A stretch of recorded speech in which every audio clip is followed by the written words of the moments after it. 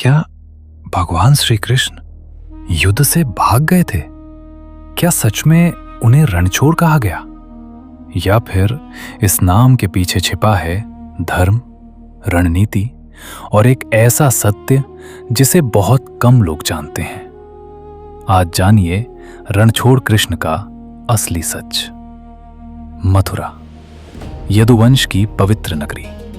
लेकिन उस समय मथुरा पर मंडरा रहा था एक भयानक खतरा, मगध का सम्राट जरासंध। वो केवल एक राजा नहीं था, बल्कि हजारों सेनाओं का स्वामी, अत्यंत क्रूर और प्रतिशोध की आग में जलता हुआ योद्धा। क्योंकि श्री कृष्ण ने उसके दामाद कंस का वध किया था। क्रोध में अंधा जरासंध बार बार मथुरा पर हमला करने लगा।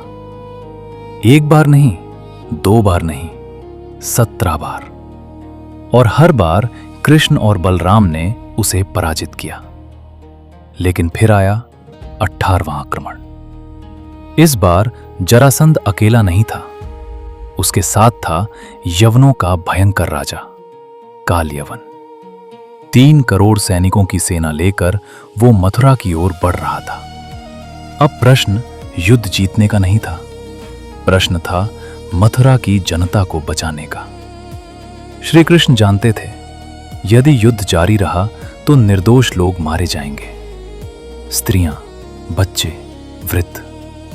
और तब कृष्ण ने लिया एक ऐसा निर्णय जिसे संसार ने गलत समझ लिया।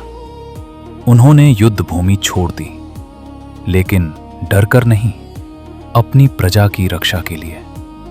समुद्र के बीच बसाई गई एक नई नगरी द्वारका, जहां यदुवंश सुरक्षित रह सके। लेकिन कहानी यहीं समाप्त नहीं होती। काल यवन कृष्ण का पीछा करते हुए एक गुफा तक पहुंचा। उस गुफा में गहरी निद्रा में सो रहे थे राजा मुचुकुंद। देवताओं से उन्हें वरदान मिला था, जो भी उनकी नींद तोड़ेगा वो उनकी दृष्टि से भस्म हो जाएगा।